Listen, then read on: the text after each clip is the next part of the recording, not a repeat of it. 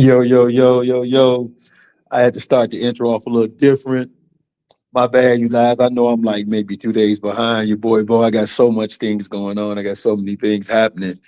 Kind of got behind a little bit, but I didn't forget. I'm gonna jump on here. I ain't gonna be on long, man. Like I said, 15 minutes.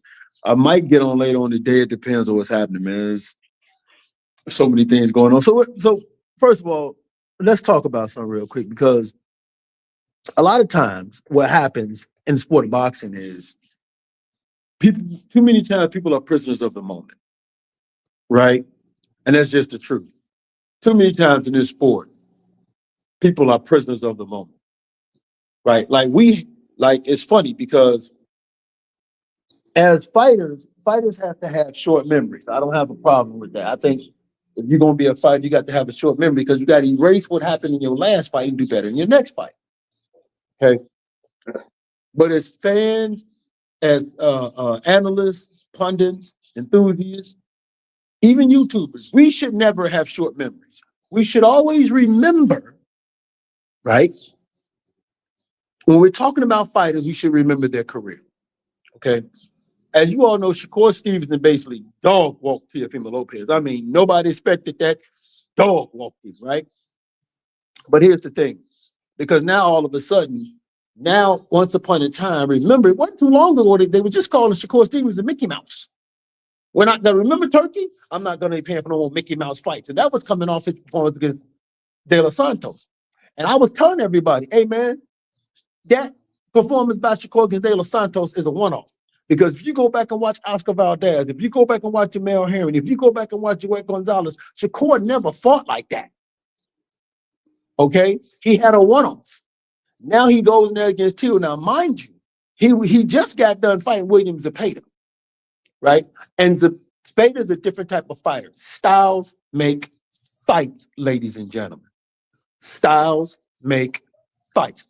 Remember, I'm saying it because when I get to those guys over at the ring, the commentary team that they have over at the ring, I'm explaining to you guys why some fights look a certain way, why some fighters fight a certain way, the mentality, the style, and all of these things.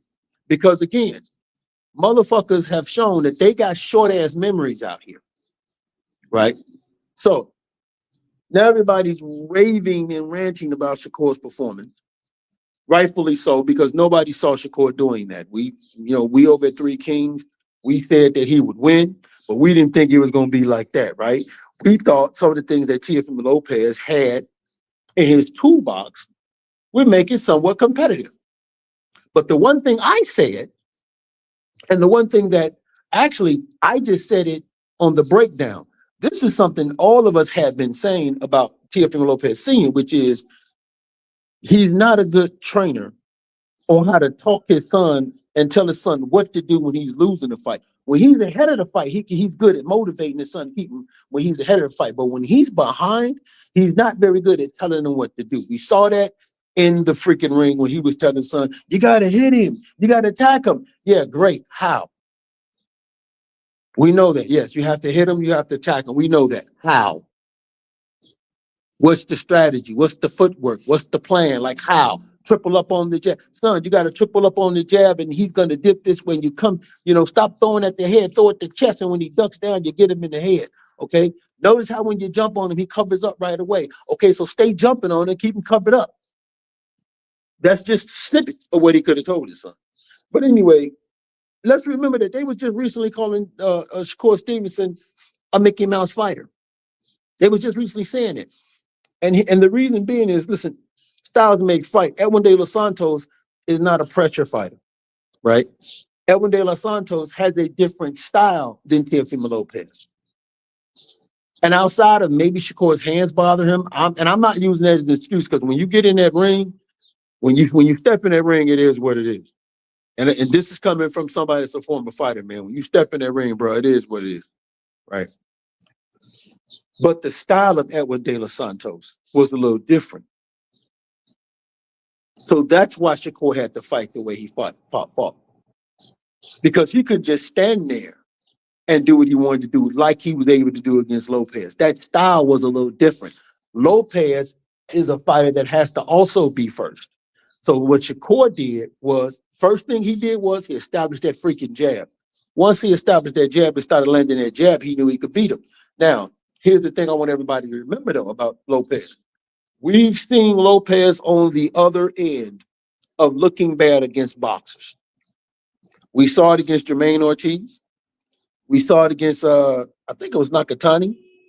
He struggled a little bit against Nakatani. We definitely saw it against Sandor Martin. So what Shakur did was he just employed that tactic, but he did it over the course of 12 freaking rounds. And he made it so obvious because he did that with the jab, with the simple jab. He did that, but then he also stayed in the pocket and used his reflexes, his defense, okay? His movement. He gave Lopez angles. But I want everybody to remember they was just calling this dude a Mickey Mouse fighter. I want everybody to remember that. They was calling him a runner. Now these same people that were saying that are acting like, oh, he shedded that. Shakur Stevenson was never a fucking runner. Again, Oscar Valdez, Jermaine Ortiz, Joet Gonzalez. The only fight that you can show me that he did that was De Los Santos.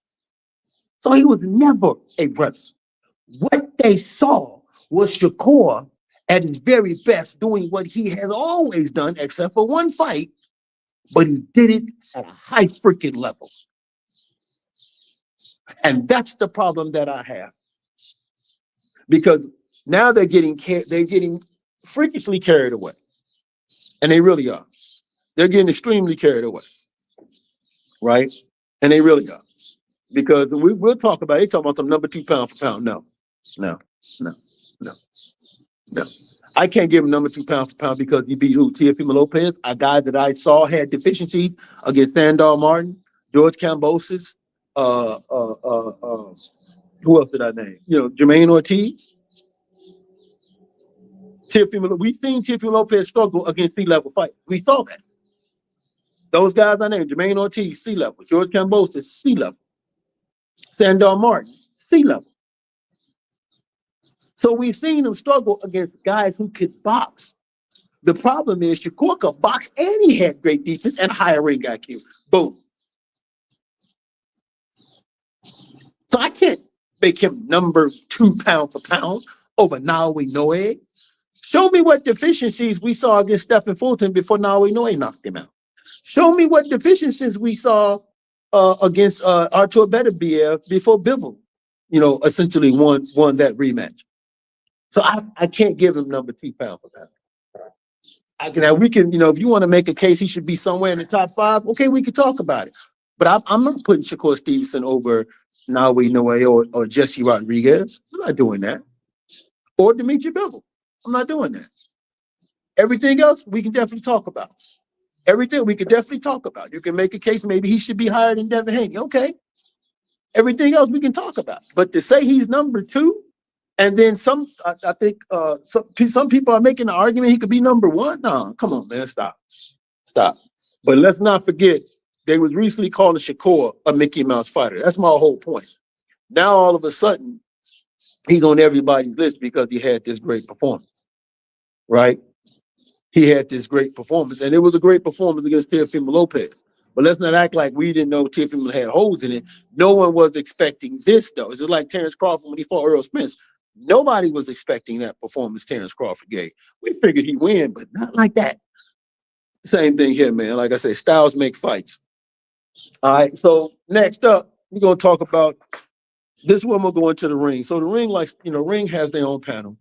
And every now and then, I'll come across some stuff on YouTube. And this kind of reason why I don't watch a lot of boxing commentators and analysts and shows and stuff is because a lot of things that are said in these people's theories is like off the freaking wall, right? So you have Max Kellerman, you have Coppinger, you have Malik Scott, then you have a former Philadelphia running back, Lesean McCoy. Okay, that's the panel. And Max Kellerman tried to say that, people tell me about how people say he talks about Haney and all that. He said Haney started out he was talking about Brian Norman, how Haney started out boxing and everything, and then in the later rounds, he started holding. That's not boxing. Okay, let me make the distinction between running and boxing, because apparently Max Kellerman has lost his goddamn mind since leaving HBO. All right, here's the thing. Number one, and here's the reason why Haney's performance was the way it was against Brian Norman, which was different against Shakur Stevens' performance against Teofimo Lopez. Remember when I said styles make fight? Okay. What was the one thing that Brian Norman started doing in the second half of that fight, like around about 8, 9, and 10? Well, no, yeah, 9, 10. What did he start doing around those rounds, 9, 10, 11? What did he start doing? He started being aggressive. He started throwing punches. Okay? He started trying to apply that pressure. And when he started doing that, Devin Haney recognizes what he's doing. Devin Haney recognizes he's not going to be able to knock him out. Now, Devin Haney does not have the same type of footwork to stand in the pocket like Shakur Stevenson. He don't have that. So if he don't have that, then guess what he's going to do? He's going to backpedal and reset. Backpedal, jab, hold, okay, reset. If you backpedal, jab, jab. Now, if you get too close, I'm going to hold you and I'm going to reset. It wasn't like he was doing this the entire second half of the fight. No, that's not what was happening. Okay, 2 rounds. If you want to say 3 bet, I seen 2 rounds where he did it. Now, do I feel like he let Brian Norman off the hook a little bit? Yes, I feel like he should have pressed on the gas a little bit more. But that's not Devin Haney's style. Once he realized he's not going to knock you out, then he's going to go with what he knows is going to win. And then Brian Norman, of course, like I said, was being the aggressive fighter, started throwing more punches. Teofimo did none of those things. I think maybe only the 8th round, and that's the round that Shakur took off, that Teo just threw a little bit more. But Teofimo was really not as that aggressive because he was missing, he was getting hit with counters, so it was deterring him from doing that. So his ability to be aggressive and come forward, his ability to be, want to just let go and throw all these punches, his ability to do that was diminished. That's why Shakur was able to have the performance he had, right? Brian Norman, when you look at him fighting Devin Haney, is different. Why? Because he was applying that pressure while throwing his punches. And how do you offset a boxer where you have to throw a lot of punches? Remember, when Teofimo threw a lot of punches, what did Shakur do? He covered up and then waited for him to finish. That's what boxers do.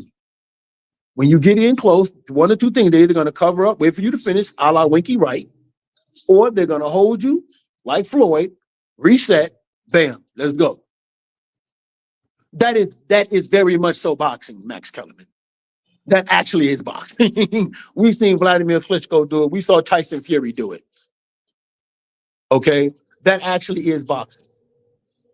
If a guy gets too close, you grab, hold, reset. Now, let me explain something about Devin, because the way he says that, when people say that, makes it seem like that's what Devin did his whole career.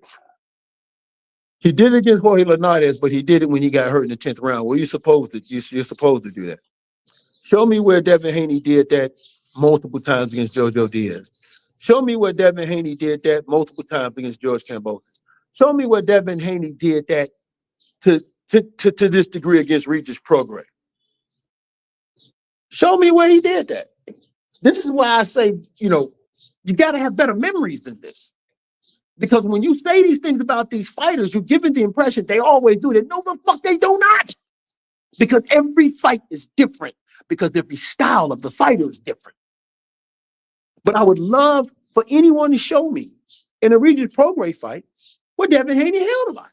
I would love for anybody to show me, right, in the George Kambosos fight where Devin Haney held a lot. Hell, Devin Haney really didn't hold like that even against Ryan Garcia, except when he got hurt. And even then, he was still trying to fight.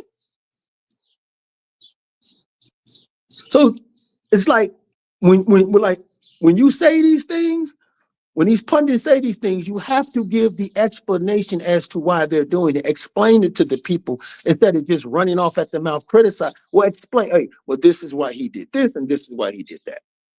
Right? And then people will have that understanding. Because at the end of the day, as of right now, check it out. Everybody wants to fight Devin Haney. I think the fans said that they want to see Haney fight Shakur, Keyshawn Davis wants to fight Haney, right? Keyshawn Davis wants to fight Haney. And mind you, Devin Haney ain't got no problem with fighting anybody. Remember, even after him losing like that, he was trying to fight Teofimo Lopez. Hell, he was trying to fight Boots, but Boots was like, hey, man, we going to 154. They had already prepped to go to 154. So who did he fought? He fought the second best dude at 147 in Brian Norman. And people was out there thinking he was going to get knocked out against Brian Norman. And he went in there and saw that performance. Right? So for me, what's up? What up, Kendall? My bad, man. I ain't even see you, man. What's up, man? What's good? Yeah. So for me, man, it's just a matter of we got to stop allowing these narratives about running and boxing, because a lot of times these people don't understand or know what the hell it is they're watching. And they're saying these things, and you got these millions of people taking these narratives and they're running with them. Millions of people. Like, remember when Eddie Hearns and Conor Benn was trying to call the Devin Haney fight boring against Brian Norman? When he just outclassed this dude. Really, that's what he did. He outclassed him. That's why when Max Kellerman tried to say, that's not boxing. Yeah, it is boxing. Yeah, it is boxing, Max. Because he outclassed him. That is the very definition of boxing, is when you outclass the other guy. That's the very definition of boxing. If a guy penetrates your you know what I'm saying, your defense or your offense, then you hold, break, reset. Now, if the referee warns you about it, okay. You got to find another strategy. But how many times have we seen B-Hop do it in his career? I mean, since we want to go there. Like I said, Vladimir Klitschko, Tyson Fury. How many times have we seen that, Max? So at the end of the day, man, let's learn the difference between running and boxing, okay? Because if a guy is moving around the ring, it's the other fighter's job to cut the ring off. That's the whole purpose of like boxers. That's what boxers do. Boxers are never stationary target. They move. Some are very good at sitting in the pocket with you. As you get older and your reflexes fade, well, then you become more of a fight from a distance than a mover. But it's up to the other fighter to do what? To cut the ring off. You have to cut that ring off. You got to figure out how to cut off them angles. You got to figure out what to do, what punches to throw. You know what's funny? I didn't see anybody, like, I saw Josh Taylor doing that against Murtaliev, who I thought was going to stop Josh Kelly. I thought he was going to stop him late. And he almost did, because I think he knocked him down in the 10th, but then he let him off the hook, right? But Josh Kelly did this exact same thing. I didn't hear nobody in that commentator from the UK call that boy a runner. I heard no one call that boy a runner. I didn't hear anybody call him a runner. You know why? Because he was boxing. He boxed beautifully. He boxed discipline. That's the difference. Last but not least, we're going to talk about the panel's discussion of making Shakur Stevenson like number 2 on the pound for pound list, and some of the other things that were said by some people on the panel. First of all, I think they called Malik Scott like, world-renowned trainer or something like that. I'm like, I don't know when Malik Scott became a world-renowned trainer. I only know him for training one person, Deontay Wilder, and we saw the job he did with that, right? So how Malik Scott becomes a world-renowned trainer, I have no idea, man. I have no idea. Okay. So like I said, the only person I know him to train was Deontay Wilder, and we saw what the results of that. He might have trained somebody else, but they didn't go very far. All right. Lesean McCoy is a football player, so I'm not going to really get on him. That's a sport. But everybody else, to me, is fair game. So to say that Usyk deserved, now I will give them credit here. They was pushing back on Lesean saying about Shakur being number 1. They was pushing back on that. I'll give them that to push back on. Yeah, I'll give them credit there. They did push back on that, right? But to say that Shakur Stevenson should be number 2, no, he should not. No, he should not. And here's why. Should he be somewhere in the top 5? Now, that's an argument we can make, because for me, it's still Usyk. It's still annoying. It's you can make a case for Jesse Bam Rodriguez, Dimitri Bivol, and then maybe Shakur. Okay, I don't have a problem with that. You want to flip flop Devin Haney, Shakur, whatever? I don't have a problem with that. But let's keep it real. So now we know he defeated Stephen Fulton. Stephen Fulton was an undefeated fighter, right?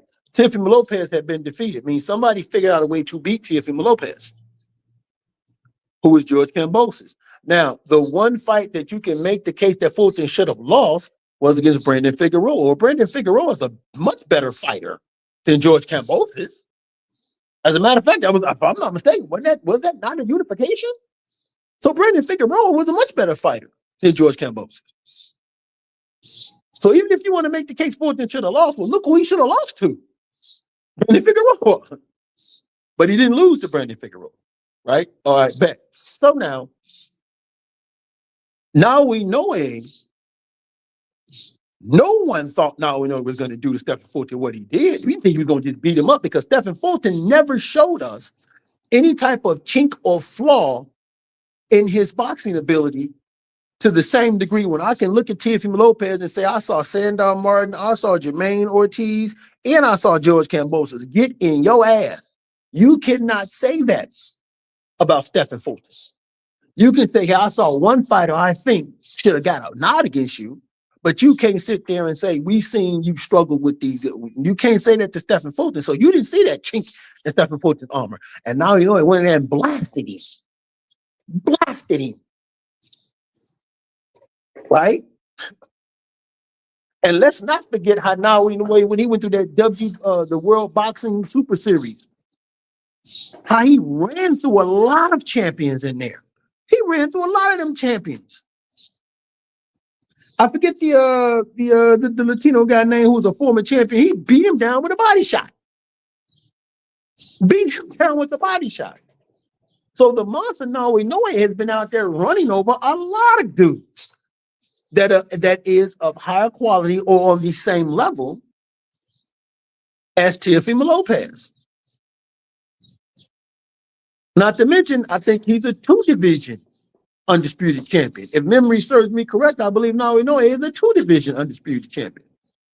And if I'm wrong about it, I got no problem with y'all telling me, but I do believe he was a 2-division undisputed champion. So I can't put Shakur over somebody that's like that. I can't do that. Now let's go to Jesse Bam Rodriguez. Okay? Jesse Bam Rodriguez beat up Charlie Edwards. We saw what he did against Estrada, who's a future Hall of Famer. People thought that he was going to struggle against Estrada. Yes, did he get knocked down? Yes, he did. But Estrada is a Hall of Famer. Estrada had way more experience than Jesse Bam Rodriguez. Way more experience than Jesse Bam Rodriguez. And we saw Bam Rodriguez do his thing. He got knocked down, got up, and went right back to doing his thing and retook over the fight. And if I'm not mistaken, I think he wound up stopping Estrada. Again, you can correct me if I'm wrong, but I believe he stopped Estrada. That is a first ballot Hall of Famer. He did that too. Now let's take Charlie Edwards. Charlie Edwards was an undefeated, supreme confident fighter. There was no chink that you saw in Charlie Edwards' armor where you could point to and say, hey man, I saw you get busted against this guy and this guy and this guy. You can't say that. Again, you can say that about Teofimo Lopez, but you can't say that about Charlie Edwards, right? Jesse Bam Rodriguez went in there and ran over Charlie fucking Edwards. I'm sorry, not Charlie Edwards, Sonny. I keep saying Charlie. Sonny Edwards. I'm sorry. My mistake, everybody. Sonny Edwards. Jesse Bam Rodriguez went in there and ran over Sonny Edwards. Ran him over. Sonny Edwards was not the same fighter after getting beat like that. He just was not the same fighter, dog. Jesse Bam Rodriguez has been on a road running through fighter after fighter after fighter. And when he gets in there with top fighters or guys who are considered, you know, B+, B- level fighters, we saw what he has done. So I can't push Shakur Stevens over that guy that did that. I can't push Shakur Stevens over Jesse Bam Rodriguez, over Naoya Inoue. Now, Let's look at Dimitri Bivol. We know Dimitri Bivol beat Canelo. Nobody saw that coming. He beat Beterbiev, and I'm gonna say this: the first fight, you could make the case he should have won, but he didn't. But the second fight, he definitely won. Show me the chink in Beterbiev's armor that we saw. Well, we can point out and say, hey, man, I saw that dude getting your ass. Have we seen Beterbiev get knocked down? Yes, we have. We've seen Beterbiev get knocked down. But we've also seen him have to get knocked down, get right back up, and run over the person that knocked him down. We saw Beterbiev in fights where guys were trying to press him, press right back. And we saw what happened. Hell, if you go back to that Marcus Brown fight when he got cut from a punch and he thought they were going to stop the fight, he turned it on. So Beterbiev is a much better fighter than Teofimo Lopez. And Bivol beat him. So Bivol has beat Canelo Alvarez, who is a pound-for-pound fighter, and he beat Artur Beterbiev, who is a pound-for-pound fighter.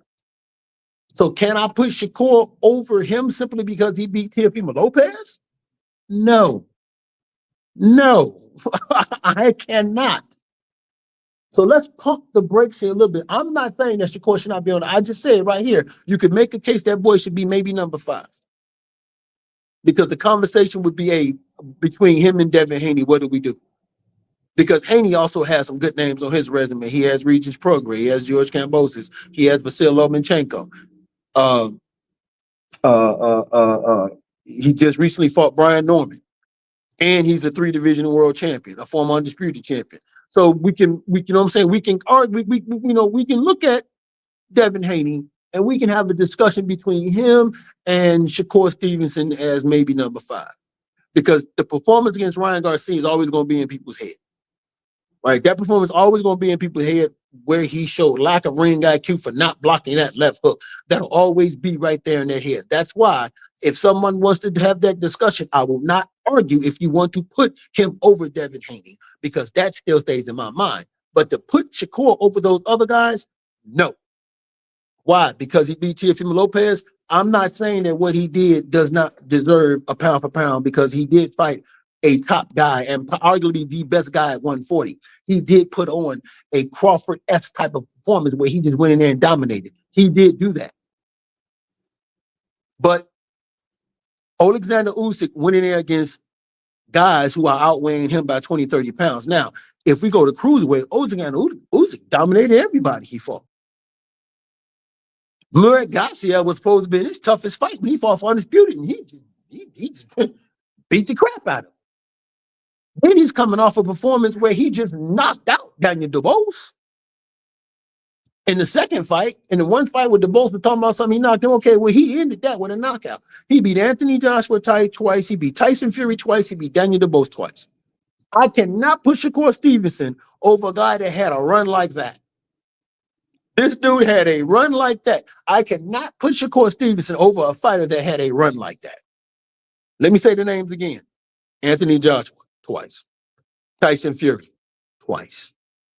Daniel Dubois, twice. I cannot put Shakur over Alexander Usyk with those names.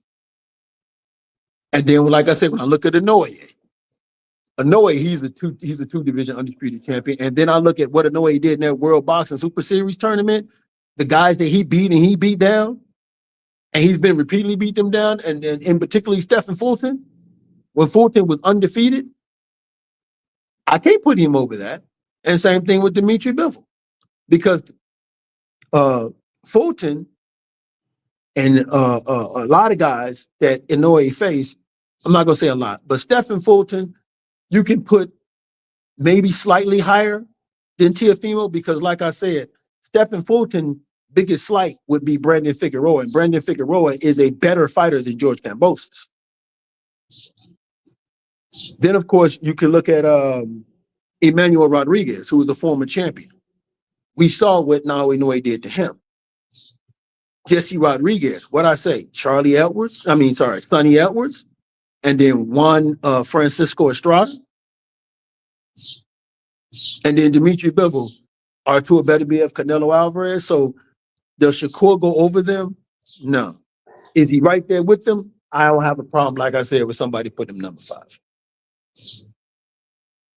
And that's why I'm saying, man, people were too many times in this sport, we're prisoners of the moment. We really truly are. And sometimes that moment is crazy. Because if a fighter have a bad fight, then we can, like I said, when Shakur had that fight against Edward De Los Santos, they wrote that boy off as if he was done. Mickey Mouse, run. Now he goes in there and he does that. And oh my God. Right. And then Malik Scott said that because they were talking about Shakur and Conor Benn. Malik Scott claimed that if Conor Benn fights the way he fought against Chris Eubanks, nobody beats Conor Benn, and that he feels that Conor Benn is a better fighter than Teofimo Lopez. Oh, Lord have mercy. Okay, so first off, let's get something straight. Conor Benn did what he did in a rematch that he lost the first fight. Let me repeat myself. Conor Benn did what he did in the rematch because he lost the first fight against Chris Eubank Jr. Someone please tell me again, who or what world where Chris Eubanks Jr. was that big of a monster where Conor Benn beating him in a rematch made him better than Teofimo Lopez? Teofimo Lopez has faced much better fighters. Have we forgotten what he did against Vasyl Lomachenko? That surprised everybody? Have we forgotten that simply because we saw him struggle a couple times? That Teofimo Lopez, the worst thing that could have happened to Teofimo Lopez was getting that victory over Vasyl Lomachenko, because I've always said that's when I believe the mindset of Teofimo Lopez changed. But then we also saw Teofimo go in there. He had an outstanding performance against Arnold Barboza. He had an outstanding performance against Arnold Barboza. Let's keep it real. Nobody thought he was going to do that to Arnold Barboza. He had an outstanding performance against Arnold Barboza. So to say that Conor Benn is better than Teofimo Lopez, that was asinine, especially when I have not seen Conor Benn fight nobody above sea level.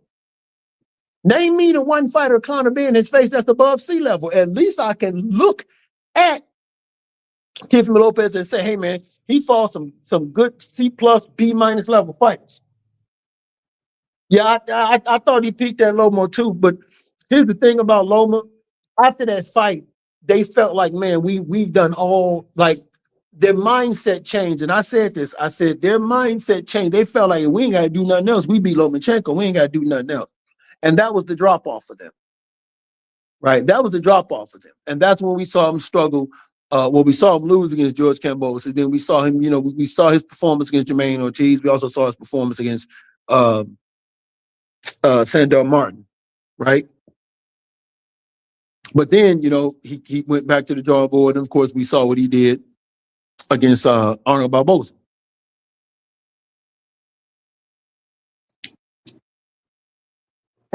But to sit there and say that name me the fighter that Conor Benn has fought that's above sea level. I'm saying above sea level. Like, name me the C+ fighter Conor Benn has fought. C+. He hasn't. He hasn't.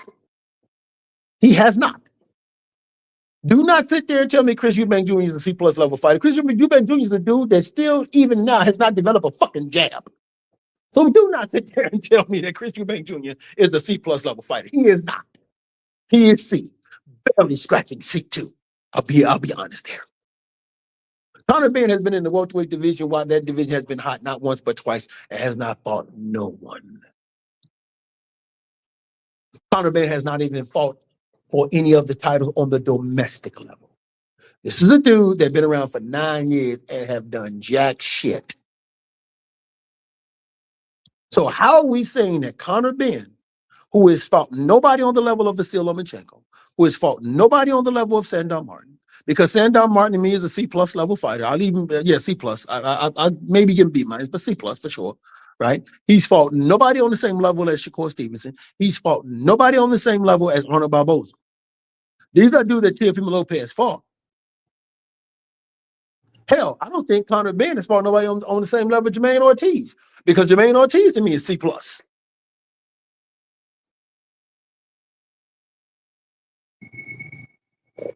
So please tell me, who has Conor Ben fought for Malik Scott to make that assumption that Conor Ben's better than Teofimo Lopez? If Teofimo Lopez never fought nobody above C level, then I wouldn't have a problem, because you're measuring that based off the guys he's fought. Conor Ben's not better than Teofimo Lopez because he's fought nobody on the higher level. When Teofimo Lopez got in with Vasyl Lomachenko, we saw the best of Teofimo Lopez. We saw that performance. When he got against Arnold Barboza, we saw that performance. Name me somebody of that quality that Conor Ben got in where we saw him put on that performance. We did not. Don't tell me no Chris Algieri, because that Chris Algieri that Conor Ben fought was Chris out of boxing. And Chris Algieri has always been a C-level fighter. How many losses he had at that time Conor Ben fought him? So cut it out. Stop it. Let's stop it, man. So at the end of the day, this is why I say, man, this is why, like I say, today's fans, they listen to this stuff and they buy into it because it's being said by people who are being deemed as so-called, experts. But these experts have an agenda. You understand that. If you're at the ring, you have an agenda. If you're at the zone, you have an agenda. These guys have agendas. That's just the facts. Because to sit there and say, okay, you want to critique, and again, to sit there and just not too long ago say that he was a Mickey Mouse fighter, then give him praise for his performance, that tells me right there, you don't watch boxing, because go back and watch Oscar Valdez, go back and watch Jameer Herring, go back and watch Joette Gonzalez. Show me where Shakur Stevenson fought in as Mickey Mouse. Show me that. Other than Edward De Los Santos, show it to me. Go back and watch Jorge Linares. Go back and watch Jojo Diaz. Go back and watch Regis Prograis. Go back and watch Vasyl Lomachenko. Go back and watch George Kambosos. Show me where Devin Haney was just holding. Show me that. And that's what I'm saying. These guys have short memories, and then they don't know the difference between boxing and running. So to them, if you hold a fighter because he gets too close, wait on the ref to break it up and then reset, to them, that's running. Or to them, that's not boxing. Well, then what is it? Because throughout the history of the sport, you can actually hear trainers tell them, hey, if he gets in too close, hold him and let the referee reset y'all. So, I don't know, man, but I'm done. But like I said, I'm done. And, this is why boxing is failing, because they're not educating nobody with these talks they're saying. And then you're letting people come in. Mike Carpenter shouldn't be talking boxing. I don't give a damn if he writes about it. Just because he writes about boxing don't mean he know what the hell he's talking about. That's not what it means. Okay? Just because somebody writes on something, just because somebody works at a network, that does not mean they know what the hell they're talking about when it comes to boxing. That's not what it means. And that's why you have all these fans saying some of this, the dumbest shit in the fucking world, because you got these commentators saying some of the dumbest shit in the fucking world. So, but that's it, man. I'm done. You guys, man, appreciate y'all. It's your boy Bo. Peace.